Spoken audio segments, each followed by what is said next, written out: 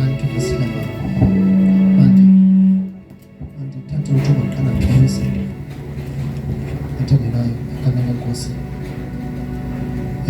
kutata walapha ekhaya nomama walapha ekhaya the apostle Tata uMbhede ucela abathandana sibahlonipheni kakhulu bekhona phakathi kwethu sibaphezulu.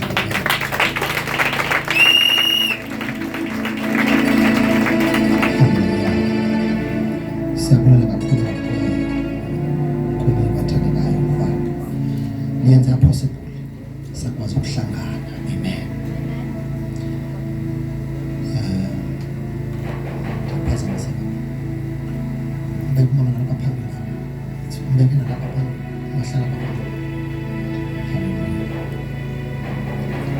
To all the pastors in the house, Talamshenko, from Sofala, all the pastors will should pick up all that to the Ekamela Yesu. Amen. Abazamne bonke bahloniphile mama tata nekamela lenkosi Yesu. Amen.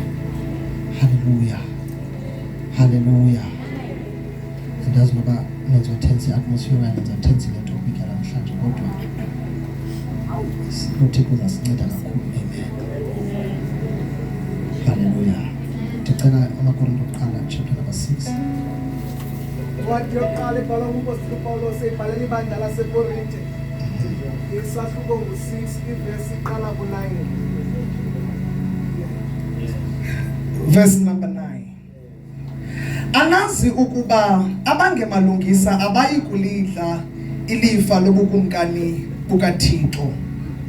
Musani ukulahlekiswa abenzi mbulo nabakhonzi bezithixo nabakrexezi nezifebe namadoda alalanayo namasela namabangwa namanxila nabatshitshi nabaphangi abaye kubudla ilifa obukumkani bukaThixo. Verse number 11. Naye injalo ke inxenye yenu kuloku nahluthulwayo kaloku nangcwaliswa kuloko nagwetyelwa egameni lenkosi uYesu nangomoya kaThixo wethu. Hallelujah. Ngicela unesingisi if unayo. Okay, yes. 1 Corinthians chapter number 6 verse 9. Jesus. Do you not know that the unrighteous will not inherit the kingdom of God? Do not be deceived. Neither fornicators, neither adulterers, idolaters, nor homosexuals, nor sodomites, nor thieves, nor the covetous, nor drunkards, nor revilers or extortioners will inherit the kingdom of God. And such were some of you, but you were washed, but you were sanctified, but you were filled in the name of the Lord Jesus and by the Spirit of our God. Amen. Thank you so much. Hallelujah. We are going to deal with a topic that is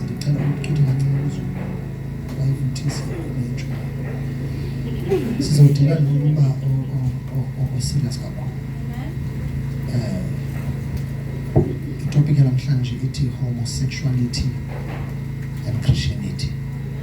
Sizobahlula phakathi kwezinto ezimbili noba as the church stand with regards to homosexuality.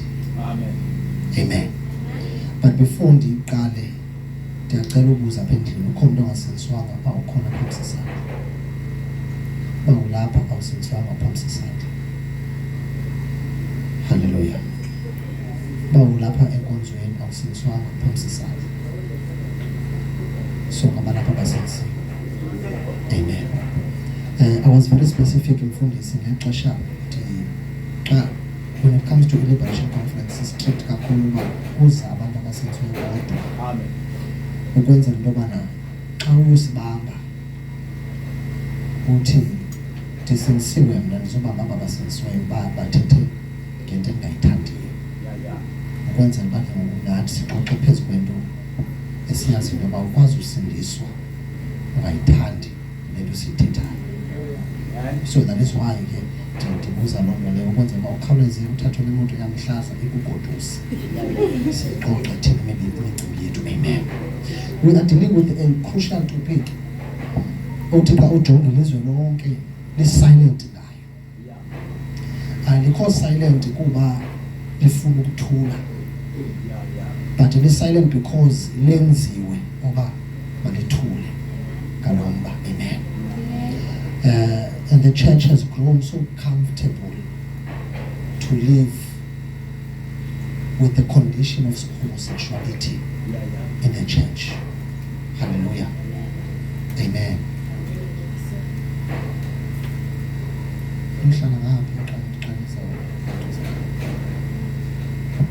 So I want us to deal with this topic today. Uyabuza ke mhlambi intoni homosexuality? Homosexuality xa ujonga e-dictionary ngumuntu one-interest kulo mntu ufana naye. Ndiyacacisa kahle ngehlobo. Eli gama lithi homo lokuqala lithi same, then sexuality lithi gender. So umuntu ofuna ukuba nomuntu onjengaye. Kwenzeke ibhadi noba udalo afune unzotuyi, God forbid uba yenzeke loo nto. Ndizama ukucacisa yiloo nto homosexuality. Sabantu bathandekayo, umuntu oyintombazana ofuna enye intombazana, umuntu oyindoda ofuna enye indoda. That is homosexuality. Why sithetha ngayo namhlanje? Sifuna ukucacela into yobana apha ecaweni simephi thina nendima ye-homosexuality. Yes, Lord. Sabantu bathandekayo, sabasonga ngcwele ayivutisi ne? Yes. Okwesibini, i-Christianity is one organization that edictatwayo lilizwe uba malithethe ntoni ingathethe ntoni. It's one of phakathi kwe-religion zonke ezikhoyo emhlabeni, i-Muslim, i-Hindu, intoni, it's only Christianity efike ivalwe umlomo xa kufikwa kule topic. Kuthiwe sanuthetha ngale into, sanuyichaphazela. Yeah. But if we look at the before we sing the verse, number one, we need to understand that every organization is governed by its constitution. Yeah. It's governed by its policies. It's governed by its rules and regulations. It's governed by its own values. So, inkolo yobuKristu nayo ine constitution yayo, ine rules ne policies zayo which are found in the word of God. The first and the last authority of the church is the Bible. Uba iBhayibhile ithi hayi nebandla lithi hayi, iBhayibhile ithi ewe nebandla lithi ewe. And loo nto ayiphelisi buhlobo. Kodwa imele ithini? Ubandise. Hallelujah. It's one of the things I want us to understand. The first authority of the church and the last authority of the church is the Bible. Okwesithathu, the reason why ibalekwa kakhulu apha eSouth Africa le topic, one of the unfolded giants, one of the fathers apha eSouth Africa was once sued by one of the biggest celebrities zalapha eSouth Africa, if niyakhumbula abasayikhumbulayo nali gqwethelele wasuwishwa 800,000 yes, wasuwishwa 800,000 ngenxa yobana wathetha nalo mcimbi kukho umuntu onjalo ecaweni. Sebantu bathandekayo, engamnikanga warning uba ndizamthetha ngale nto, nikezile ke mali warning uba ndizamthetha ngomcimbi onje, so that uyazazi uba uzoqhubeka ukhawuleze kule nto uzishiye, kwenzeka sishiyeke sodwa sithethe imicimbi yethu. Amen. Hallelujah. Now le ndawo esifunda kuyo sizawucaphula into ezimbalwa. Umpostoli uPawulos ubhalela ibandla laseKorinte. Ugqiba ufumana imbalelwano ngezikhalazo ezenzeka ecaweni. Ngobana kukho abantu abapractice i-sexual immorality. Samasonga mangcwele. Okwesibini, abantu that are preaching i-doctrine in a wrong way. Okwesithathu, kukho abantu abane-pride. So now uthi lo muntu umreportelayo abanye banezibabalo, futhi ezibabalo zabo bazisebenzisa ngendlela erongo. So uyabekelwa kuPawulos izinto ezimbalwa ezenzeka kwicawa nakwelibandla. But in the Bible uPawulos uyalibhalela lokwelibandla, uyalibhalela from chapter 1, but interest yami ilapha ku chapter number 6. Ethi iBhayibhile xa evula eqala uthetha ngabazalwane ababambanayo. Into bana awukwazi xa undimoshile mahle mna ndihambe ndiye ecourt yokubamba singabazalwane. Umpostoli Pawulos ufundisa ke kwibandla ba uthi thina xa simoshene simele ukuhlalisana phansi sisodwa silungisana imicimbi yethu. Amen. So he first introduced loo nto leyo xa evula. But now ufika kwesi statement, ufika edlula ezama ukucacisa into bana masazini into bana isono esi iseyinto iBhayibhile eyidisqualifyayo ecaweni. Wazibalula izono zonke, uzibizile, uzifundile umfuthu unzothu zonke izono ezibaliweyo phayana, wazibhala one by one. And all of these things ziyalingana ngokwegravity yazo phambi koThixo. Sebantu bathandekayo, izono zonke ziyalingana phambi koThixo ngokulingana kwazo. But umpostoli uPawulos uzama ukucacisa into yobana if men are found not righteous before God, they cannot inherit the kingdom of God. Right? Bahlangothi ke abantu abaninzi ngexesha ndisenze research yale topic, ndifumanisa abantu abaninzi besithi i-problem yenu bashumayeli nithetha nge-homosexuality kakhulu, kodwa nixakene nabantu abaxexezayo, nixakene nabantu abaselayo, nixakene nabantu abenza izono ezithile. Utheni ningathethi ngezizono? Samasonga mangcwele. And then there was one guy who commented and said, the whole year we are speaking about these things, he says, repeat every time, and then no one complained about them. Uba masebenza ukuzekela ukuthi amna amadlekosi bendixakwa yinto bana ndiyanxila, kuthethwe ngokunxila, ndibila kwesasitula impumulo ngexesha kushunyayelwa ngokunxila, iphinde yome ndiphume ndingakhalazanga, ndiyodilishana nantoni nokunxila kwami. Ubana kukujola kwam ndibila phaa isipunzi some ndiphinde ndiphume ndothini. No one is complaining, but when we come to this particular topic, the house becomes so tense. And then ufumaniseka bana kukho complaints ezininzi, but we have to address it, that we stand with the word when it comes to the issue of homosexuality. And the Bible will tell us but when it comes to the issue of what? Homosexuality. Amen. Ngoba there's one generation etargetiweyo kakhulu ngoku kulomba homosexuality, ngabantwana abakwi-teenage stage, abantu abalost, abantu abangazaziyo, abantu abasazikhangelayo, abantu abasazifunayo uba bangobani. Ufumaniseka uba noba uyabuza uba kutheni wena ufuna amanye amantombazana nje, kutheni usenza into nje, athi nabanye mos bayayenza, akana-personal identity. So what is happening today is that kulahleke i-identity ebantwini nokuzazi. Abanye ayilahlekanga bakayifumani abazazi, then bafumaneke bebegaxaleka. I found 5 or more reasons why people practice homosexuality before we go to the verse. Abantu boqala esibajongileyo ngabantu who are still searching for their identity, abazikhangelayo. Abantu besibini ngabantu that were molested at a youngest age. Mhlawumbe umfana adlwengulwe, umntana intombazana adlwengulwe, aqale ke ngoku umfana ebona into yoba le nto yenzeke kuye im-identifya kweli cala lingapha. because yenzeke ngekavuleka ingqondo yoyazi into yoba le nto ndiyenziwe iyenziwa na emfaneni okanye yenziwa phi. Siyabona bathandekayo? Then awuqale lo muntu a-identifye with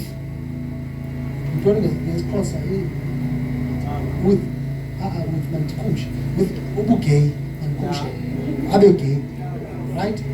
Then umntana oyintombazana athi ngenxa yokudlwengulwa athi uyawacapukela amadoda, ungcono athini asitike kwigender yakhe, aqalise ke kwabe ntoni abe lesbian. Then the third reason is abanye babone kwamakwabo the relationship between the father and the mother, babone ba akukho right, ingathi le combination ayikho right, therefore I would rather identify with this other group ngoba there is no complaint of gender-based violence or whatever the case may be. Awelele umuntu kwelicala lingapha. Amen. Sama sonke bathandekayo. Sama sonke si right nje. Masibe right kaloku. Masibe right. Si right ne? So they begin to identify with that. And then the other reason esizawuke sigqile kuyo in my next point is that abanye bayibone inhle on social media. Bayibona inhle TV. Bayithanda. Bayibona ku social media that all gay people, they look successful and rich. So if I join that society, I might be able as well to elevate and be successful. Siyabona bathandekayo. Nabanye babone kwecala into ba hey man inhle i-relationship yabantombazana ehotwa. Akho mntu uhetisha omnye, akho yonke into nje right. Ndike ndathi ke xa ndizama ukuncokola nabantu abangamantombazana into ba kule point yobana abahitishani wathi omnye suyithe nto ongayazi.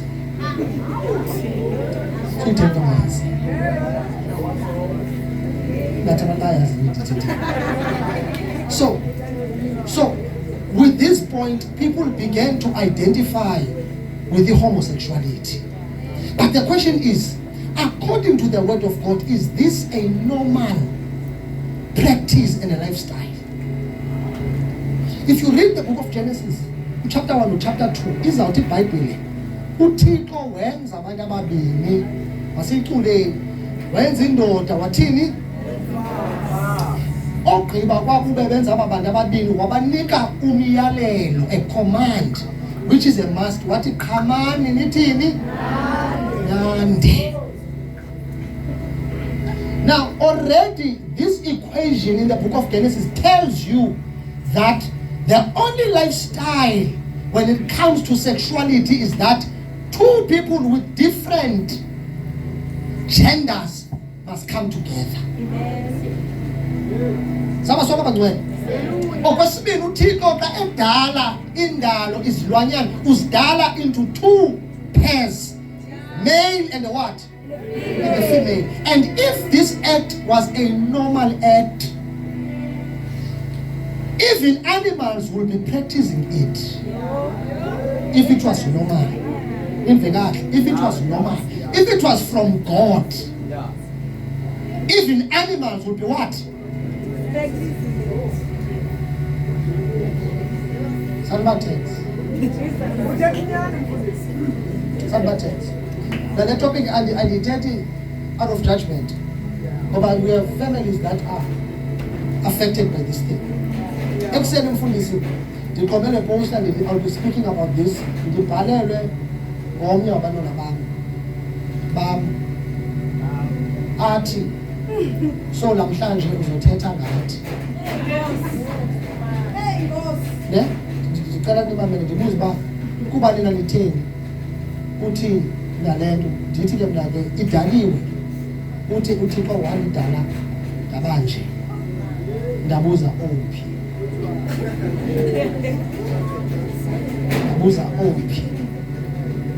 Because it cannot be the same God that wrote this Bible that is able to create confusion. Homosexuality is an insult to God.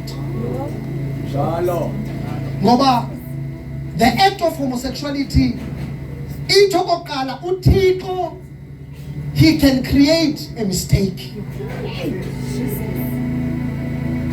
Homosexuality, it insulted the integrity and the intellect of God. Yonke into ethi uThixo unguThixo iyayichitha homosexuality because uThixo wenza impazamo.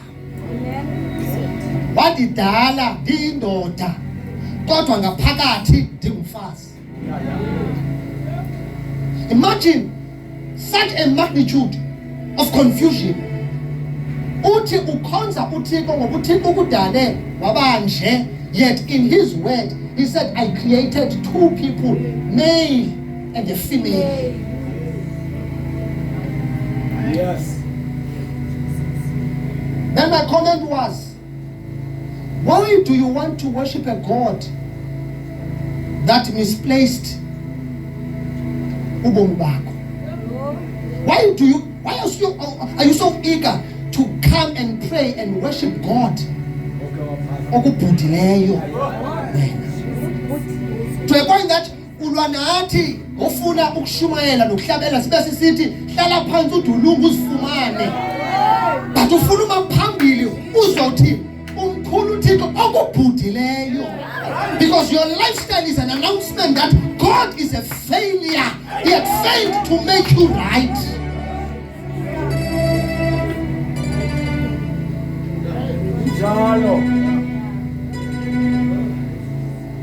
We cannot in the church, I repeat, we cannot in the church, believers that believe in God, reading the Bible, find yourself confused about Uintoni, yet every part of you reminds you every month that you need to go and buy sanitary pads. Still you are confused what God has made you to be. Come on, Hilo. Every morning when you look at the mirror, your facial tells you that you are a man, but in your mind you continue in confusion to say, the Lord has made me a miss. It's impossible that you can be saved but still practice homosexuality. It's impossible. To be blunt, homosexuality is a confusion that comes from the pit of hell. But the enemy does not love human beings, but God does. So the only thing that the enemy can use to get to God, it is us. If he can confuse what the Lord has made in us, then he can frustrate God. But in our generation, I pray that the Lord may cause men to meet their identity and know who they are. I pray that our young women and old women may understand and know the identity that they are women. Doesn't matter what happened to you. Let us deal with what happened to you psychologically. But understand you are a woman and you are a man. Oh! Yeah, somebody knows. Alright, I need to read 2 verses. Paul says, the unrighteous will not inherit the kingdom of God. Let us establish that every sin is punishable. Yes. And every sin, one must account for their sins. You must account for your sins. And God is against every sin. Establishing law. Isono ayo homosexuality order. Right? But homosexuality and zonke zono, we all are gonna account for our sins. Right? But uthonye asike sono esikhulu kunesinye. I'm here to prove you wrong. All of them are punishable. But There are far much greater punishments for certain sins. Khona abantu ke guilty engathi baseke closet.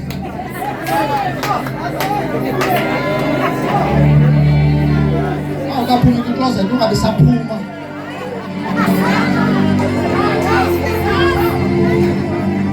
Hlala kwi-closet. Ngicela uthobe. The book of 1 Corinthians chapter number 6 verse number 18. Ithi iBhayibhile apha, flee from sexual immorality. Every other sin a person commits. Ngicela nimamelele verse. Ngicela nimamelele verse. Every sin a person commits, it flee from what? From sexual immorality. Up to sexual immorality, kubalwa homosexualism, kubalwa sex before marriage, kubalwa pornography, self-sex, kubalwa homosexuality, apa sexual sin. Ithi ke ngoku apha, every other sin a person commit is outside his body. But sexual immorality sins against your body. So in other words, zonke ezinye izona esizenzayo zingaphandle. Right? Kodwa when it comes to homosexuality, it is a sin against your what? Your own body. Why is it a problem to sin against your own body? Uthi uPaul kwakule chapter ezantsi, anazi na ukuba imizimba yenu yindlu kaThixo umoya. Imagine carrying the fullness of God in you, the triunity of God living inside of you. Ephila phakathi kwakho uThixo, ukayindoda enentshebe, uyohlangana nenye indoda enentshebe and commit a sexual sin, yet God is living in you and your conscience says nothing. Ungasinzwanga seqaleni. Ngoba umoya ingcwele xa engena kuthi, the first thing that it confronts, it sins that we commit. Umoya ingcwele uqala konke izono zabantu andikamazi lo wakho, but enmaziyo uqala ngawe. Elakafundiswa umane usithi andikho right and ulungisa wena. And then when you have perfected your salvation, the Lord can then speak about others.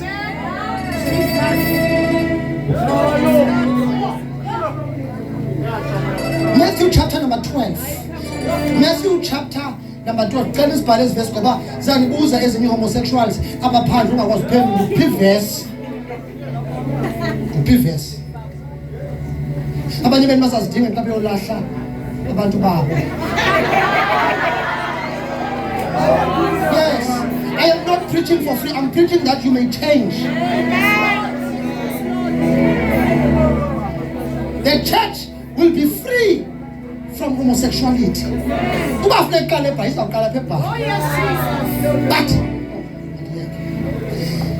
Matthew chapter number 12 verse 31 to verse number 32 says, every sin and blasphemy will be forgiven, but blasphemy against the Holy Spirit will not be forgiven.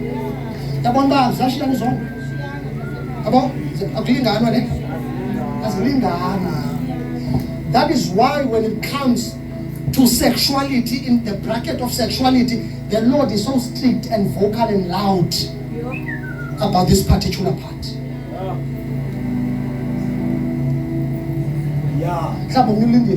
Ngicela ivesi uThixo ethetha ngomlomo wakhe esithi akayifundela asifuna uva wena. Ngicela iBhayibheli. I'm going to go. The book of Leviticus in the Old Testament. Phakathi zancwadi zokuqala ze-5 uPaul Leviticus uthini. Chapter number 18 verse number 22. You shall not lie with a man as with a woman. It is an abomination detestable to God.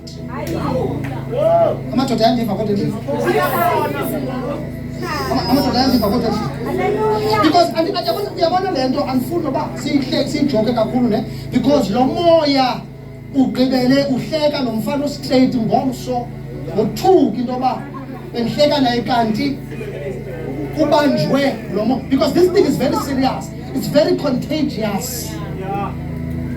It's very contagious. Ndingathi ndiphuma apha mna undileqa kuba ndithethe ngawo. It's very contagious lo moya. That is why you need to take it very serious.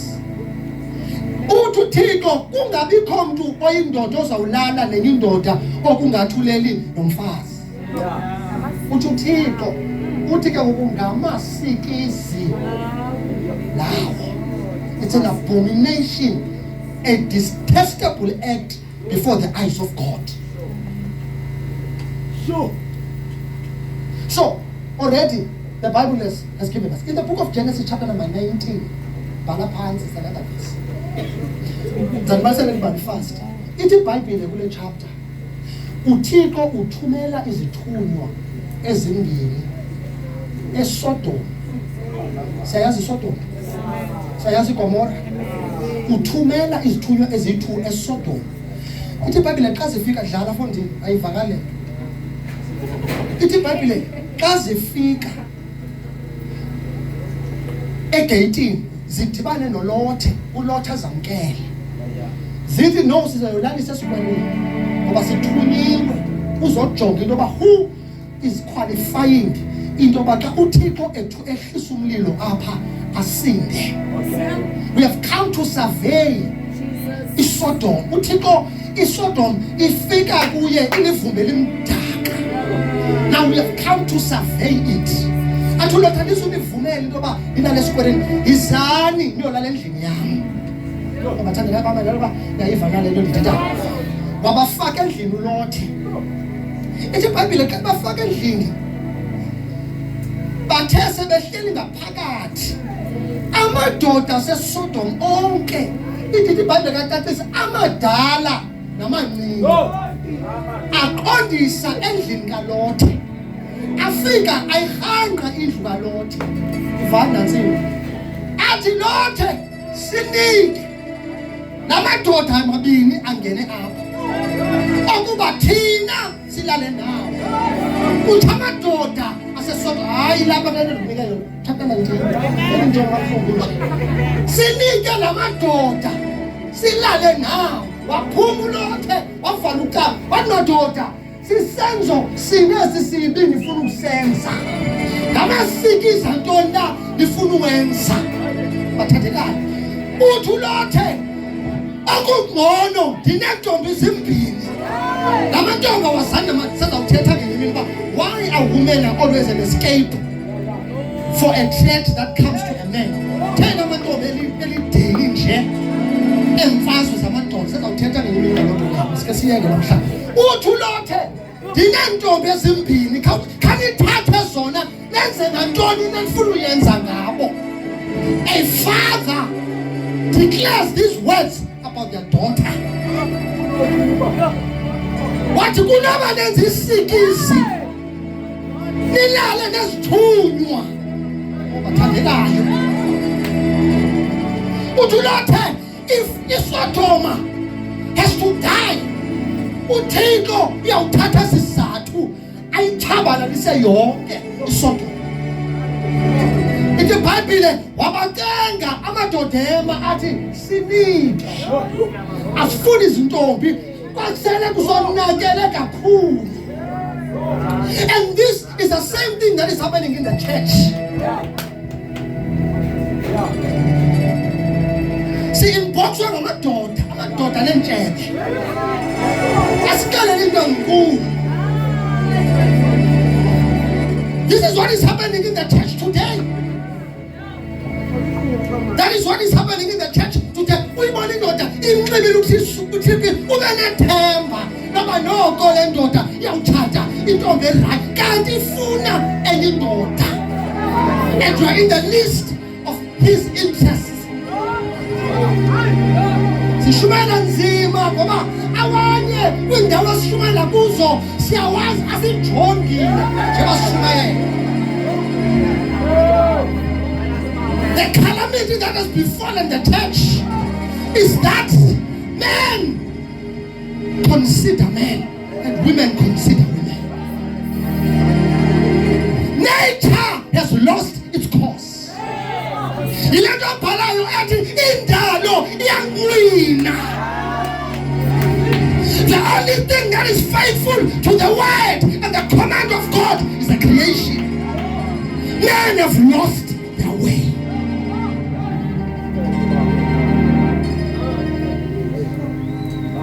We are waiting for marriages to happen in church. Yet a gay is preaching in front of you. Yet a lesbian is worshiping for you, and you wait for God to come down in that church and perform miracles. You will wait until you die. If I read properly, the Bible is that whenever uThixo edibana nesenzo, uthuma ingelosi ukuchabalalisa. Ithi iBhayibhile wangena endlini bamtsalela ngaphakathi. Zathi ingelosi bayeke. Sithi ngoku abazawudila ngalento. Xa bephuma ithi iBhayibhile babenza abazimfana. Ogqiba kwathiwa Lothe thatha indlu yakho uthatha abantwana. Nikhawuleze nikhayele indawo ekufutshane noba niye ezintabeni. Ngoba uThixo sesondela ukuyichabalalisa. Oh madoda, akayipha chance uThixo iSodoma ngoba ibikade iqhuba umkhuba but ya escalator ngokufuna ukulala nengelosi. Anidhikwanga kuyenza nodwa, nifuna nabo bashumayelayo, nabo bahla ananelanga ukuyenza kone, nifuna ibe selubala.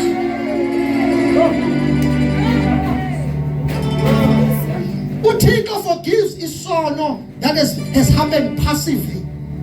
Ubona ba ushiwe sistress uzibone usela. Yabona lanto? Idlulu uphinde uthi yo uzithwele. Ubuye endleleni lakhe. But God detests someone that flashes in his face a lifestyle that insults indalo kaThixo. Because abantu abasi-homosexualists, they don't want to change. The only thing that they say, bathi samkeleni. Abana intshumayelo bathi samkeleni. uThixo asithanda.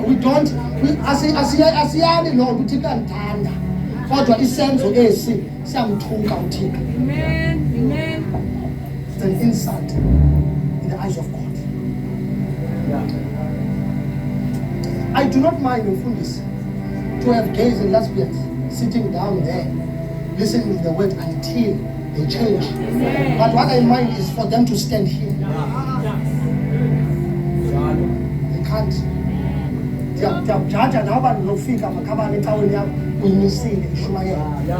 Because the only place someone who does not have their identity deserves to be in, it's in the church. Until the Lord reveals to them and deliver them from that spirit and from that confusion, and then from there ungaqala ukwazi singathinto basikabantwana bangaka sikumise ngaphambili. Imagine the confusion asinqanda kubo bazothi nobani. Therefore it must start from the top. Ibheke ezantsi. It is high time we clean out the altar. It's like we can't be allowing people who deserve to be pulled out of the pit to be coming and pulling other people, yet they are also in the pit.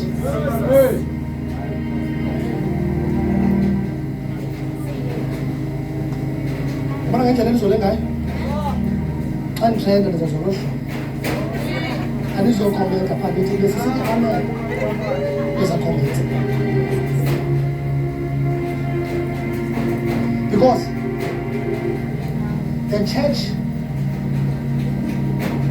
has slowly accepted and accommodated this kind of act.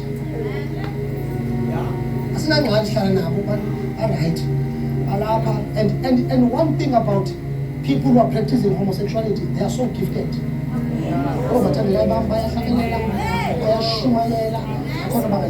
They are so gifted and they are available. Njengoba nikhosha nina nizazi uba le ntombazana uyindoda uzazi wazi yonke into ngawe ukhosha ngesibabalo sakho, they are so available. The minute bengena kamnyango befika bebona akekho umuntu ehleli phaa worship team, akekho umuntu intercedayo, they will come front and stand here and begin to lead intercession. Bathandaze futhi izulu libe ngathi lilapha. Mark my words, libe ngathi. Come on. Yes.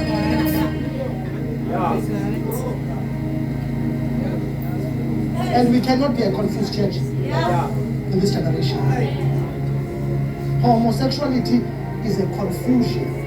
All right, man, listen, I let them go.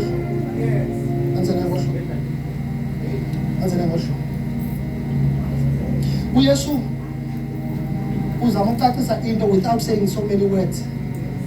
Ngoba abantu abaninzi ihomosexuality ezininzi zithi incwadi endala iyathetha ngehomosexuality, but in New Testament ayithethi ngehomosexuality, but it's so loud iyathetha.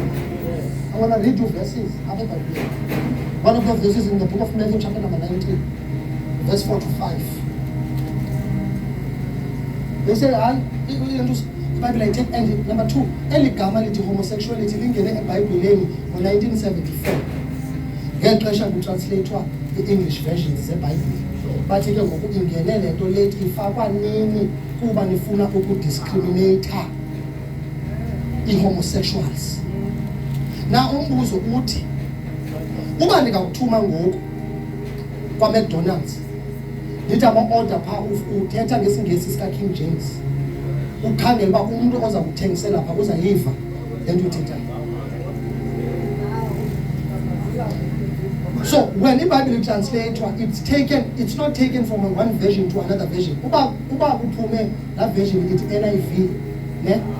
Xa kubhalwa u-NLT akazufundwa through NIV utranslate u-NLT, kuzayiwa kwi-Greek and Hebrew kufundwe i-original translation. After that kuyothiwa masiyenze in-English ibe simpler for the generation that is here now, yenziwe ibe lula uyive ngale language uthetha ngayo. So kule vesi esifunda kuyo kamaKorinte angoqala sigobafunda, laa vesi ithetha nabantu ababini, ithetha ne-passive homosexualists and also i-permanent homosexual. I-passive zeziphi? Ngala madoda a-straight kodwa lala namanye amadoda.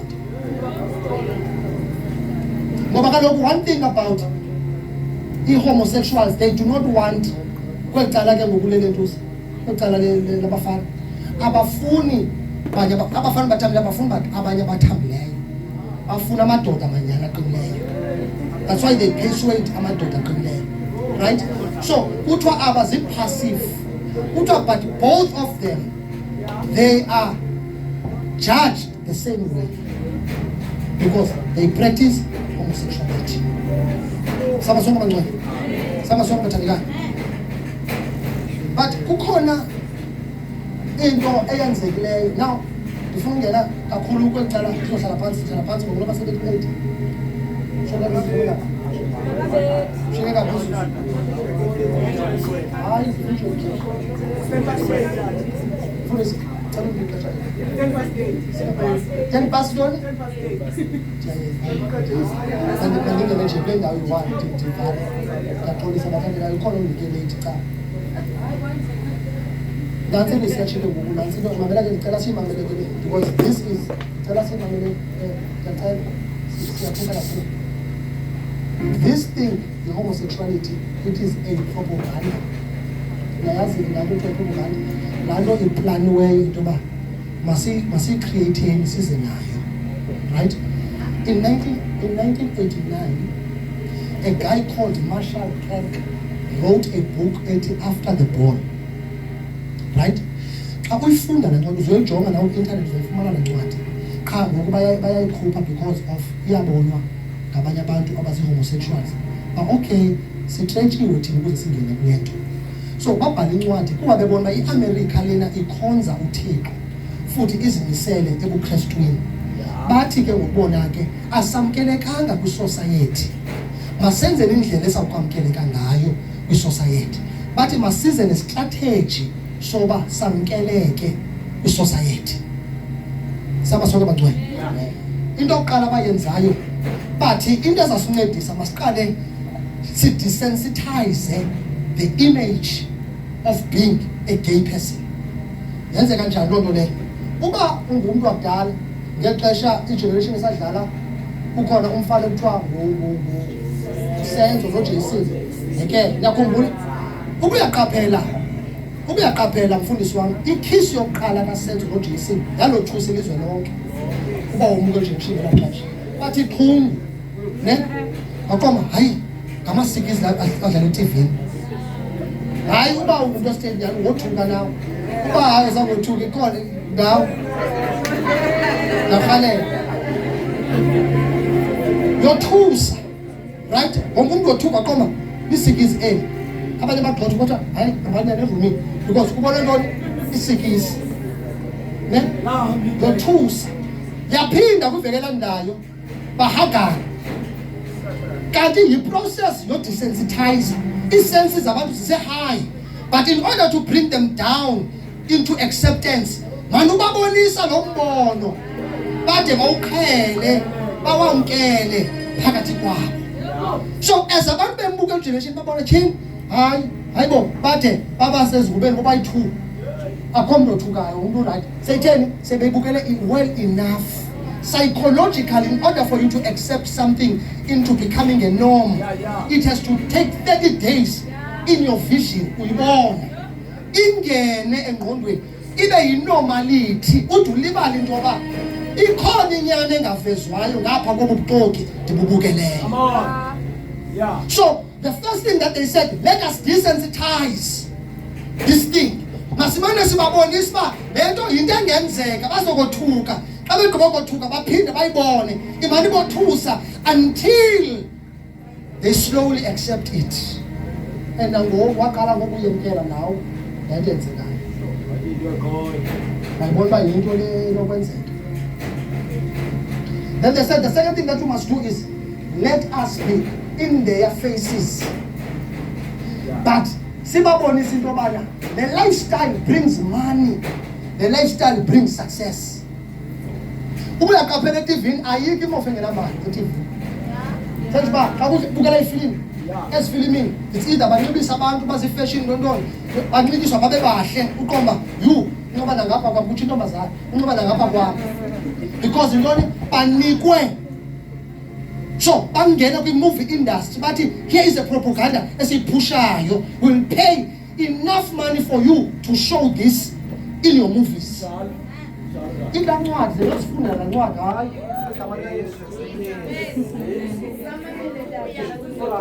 alright no generator Uyombani. Yeah. ngoba okay ngafaka intambo phayini ngicela i-flash izilike ku system. So yaqala yathini yamkeleka lento ebantwini because of xa sibukele ngoku sibukele ngathi into entle banxiba kakuhle bahamba ngemoto ezinkulu ba-successful baphethe ezindaweni ezinkulu then abantu kancinci baqale bayithambela. Then the other part abayenzileyo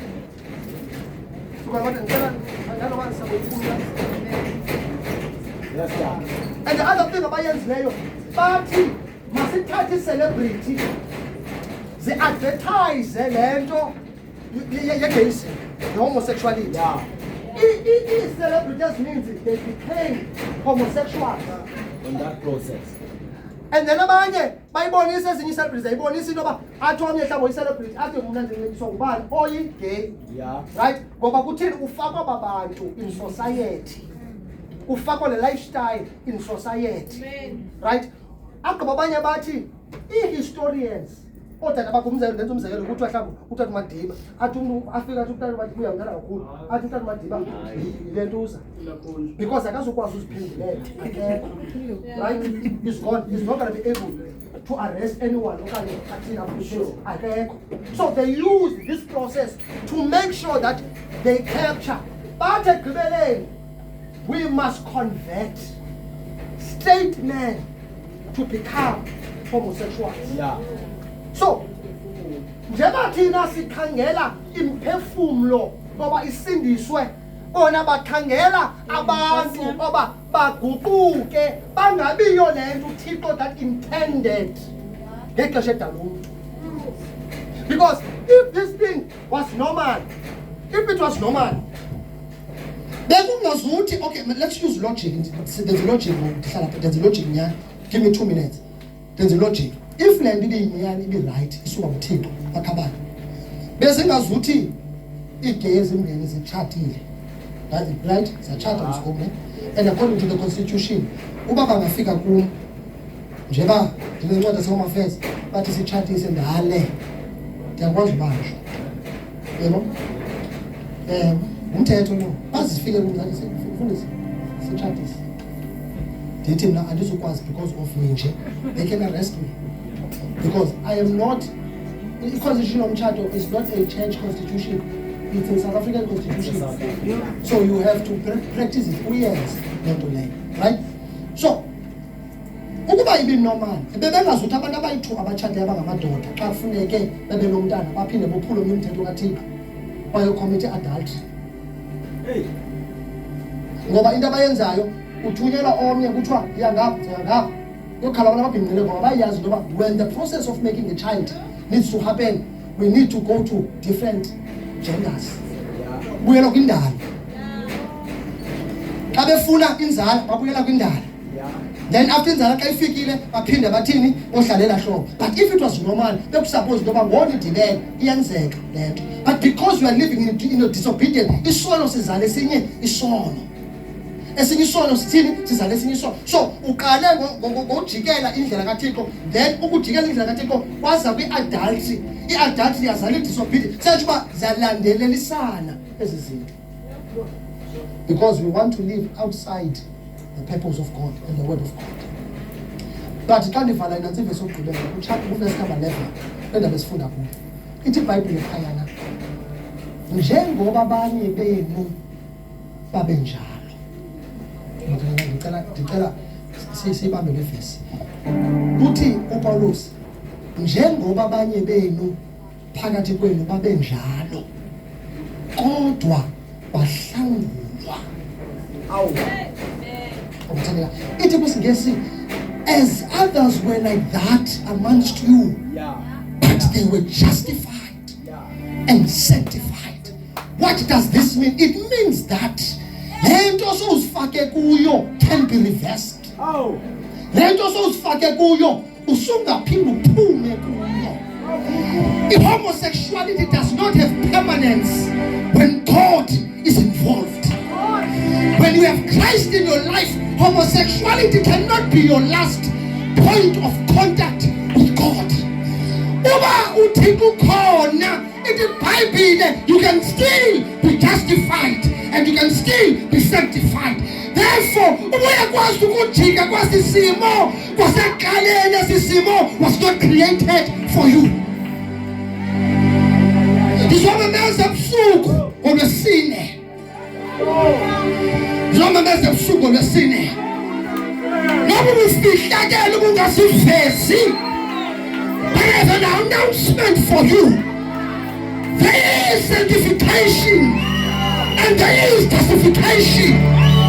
Ilithe wena uvume Baba Yehova bendikhe ndaduka, bendikhe ndalahleka, bendikhe andazi. There is justification and there is sanctification for those who want to turn around. And the other one ndithetha nabanye ebusuku bandizokuxelela into yoba akuphelelwa apho. Andikhathaliseki ngoba usowungene kangakanani emzulu kulomkhuba naloo mkhwa, kodwa ndizothi as long as Jesus is present, it can still be reversed. Paul says in the book of Romans, we all have fallen short of God's glory. Article chapter 6, umvuzo kawasono ukufa. Kodisipho sikaThixo ngoYesu ubomi ngaphakade. Article chapter number 10, the only way to access it uvume ngomlomo. Paul ngenhliziyo uYesu lo wafa wabuye wavuswa. IBhayibhile wasindiswa nezono zeminyaka abathandekayo zingabuyiswa.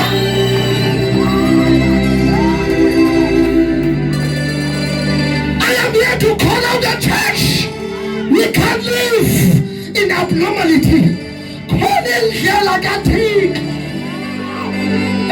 indlela bonke abangena ngayo bangamalungisi. Athi omnye ubhala ngayo imkini xa ungena kuyo kuyaphuthukwa. Ebusuku I am here to call you out. Khawuphuthule. As long as when you get to the other side, uyafika ubonana nenkosi yakho. We are not in the business to increase numbers of the church. We're in the business to save souls, to go back to God.